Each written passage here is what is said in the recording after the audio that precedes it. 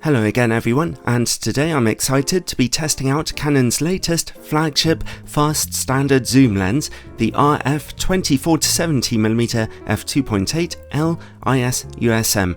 It's only for Canon's new full-frame mirrorless EOS R cameras, and it costs about $2,300 or £2,200 in the UK. That's pretty expensive, it had better be great. The lens's zoom range of 24-70mm goes from a very wide angle to short telephoto, so that's nice and useful, although not exactly all-encompassing. The maximum aperture of f2.8 lets in a good amount of light for shooting indoors and in darker situations, and can give you artistically out-of-focus backgrounds.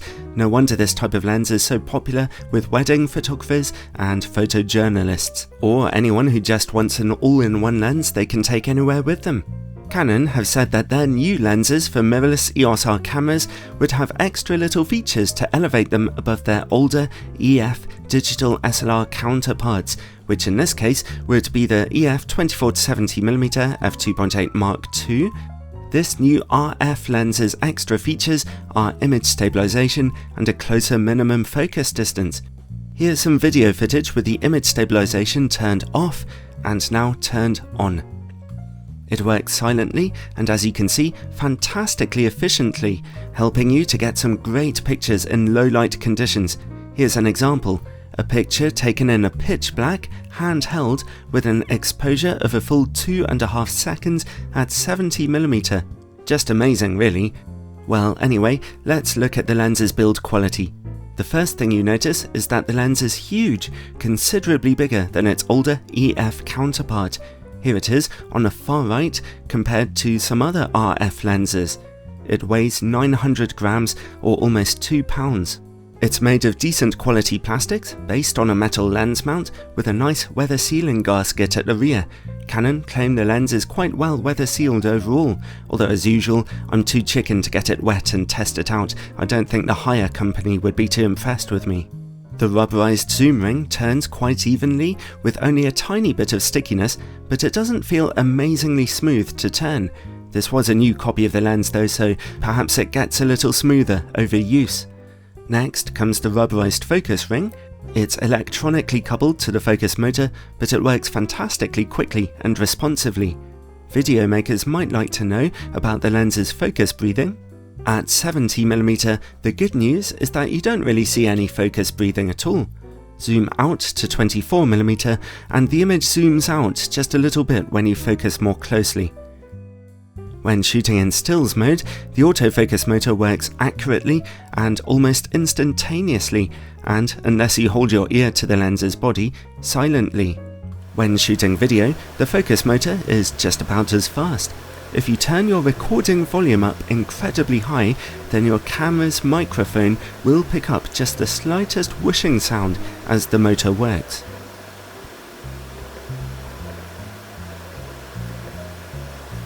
Nothing to realistically worry about though. At the very front of the lens, you can see an extra control ring, which can be set in your camera's menu to do various things. It has gentle clicks to it, but Canon offer a service to de-click it for you if you want, which is a service you have to pay for. The lens has a large 82mm filter thread on the front, and it comes with a pouch, lens caps and a smallish hood. Overall, apart from its slightly huge size, the build quality is perfect and the lens's electronics work extremely well. So let's look at image quality. I'm testing it on a Canon EOS R with its 30MP full-frame sensor, which is the highest resolution EOS R camera available at the time of making this review. At 24mm and at the widest aperture of f2.8 in the middle of the image, picture quality is razor sharp with great contrast. The corners are very good too, although not quite as bitingly sharp. f4 looks about the same, but stop down to f5.6 for a little improvement in sharpness in the corners. Stop down as far as f16 and the effect of diffraction begin to soften the image. Let's zoom in now halfway to 45mm. At f2.8 again, the middle of the image sees perfect image quality. The corners are a little better at f2.8 than they were at 24mm, looking great, and there's a tiny improvement if you stop down to f4. Now they really are perfect, which is as sharp as these corners get at 45mm. And finally, let's zoom in all the way to 70mm. Again, we see perfect image quality in the middle, straight from f2.8, and again, corner image quality is very good but not quite perfect. You have to stop down as far as f5.6 for an improvement that adds up to really excellent sharpness there. And that's as sharp as the corners get at 70mm. Again, if you stop down to f16, as you'd expect, diffraction kicks in to soften the image. So, overall, the RF 24-70 is brilliantly sharp, with nice neutral colours and great contrast.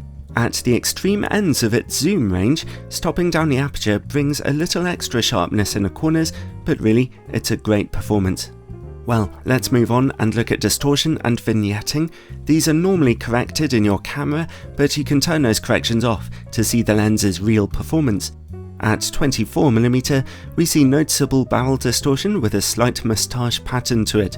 Vignetting at f2.8 is really strong. The corners slowly brighten up as you stop down to f4, f5.6 or f8, but without corrections you'll always see some vignetting there. If you zoom into 33mm, then that distortion straightens out. Zoom all the way into 70mm and we see some moderate pincushion distortion with more gentle vignetting this time at f2.8. Stop down to f4 or f5.6 to see it mostly cleared up. So this lens's vignetting and distortion is pretty average for an optic in this class. You might as well keep in-camera corrections turned on. This lens can focus as closely as 21cm to your subject, giving you really nice magnification for a standard zoom lens. A neat little hidden advantage there. The only issue is that close-up image quality is poor at wider apertures. At f2.8 we see softness, low contrast and colour fringing. f4 is a little better and f5.6 is finally sharp. So if you're shooting as closely as possible to your subject, you'll benefit from stopping down the aperture a little. Now let's see how well the lens performs against bright lights. It's not a great performance here. At wide angles there's some notable flaring and glaring. Zoom in and it gets a bit worse, so use the lens hood. Let's take a look now at the quality of this lens's bokeh, a really important question for an optic like this. Fast standard zoom lenses have been getting better and better over the years in this regard. They used to be pretty terrible. And the RF 24-70 seems to reach a bit of a pinnacle here, because your out of focus backgrounds always look impressively soft, melting away without any distractions. Related to bokeh is longitudinal chromatic aberration. I found a hidden flaw here. As you can see, this lens seems to have turned Watchman Nee's commentary on the Book of Ephesians into the Notting Hill Carnival, with colourful highlighting all over the place, of a kind that's extremely difficult to correct in editing.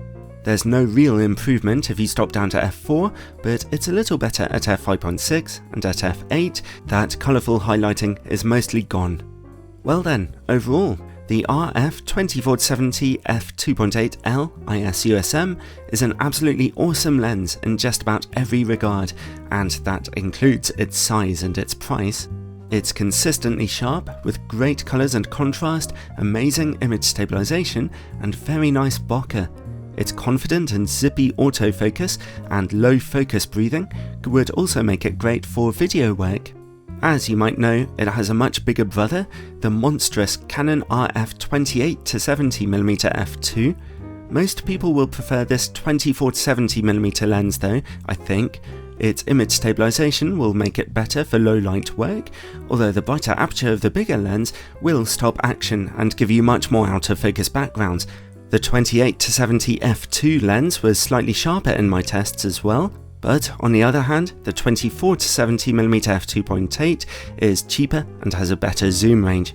The reason why I'll never have either of these lenses is a simple one: I'll never be able to afford them.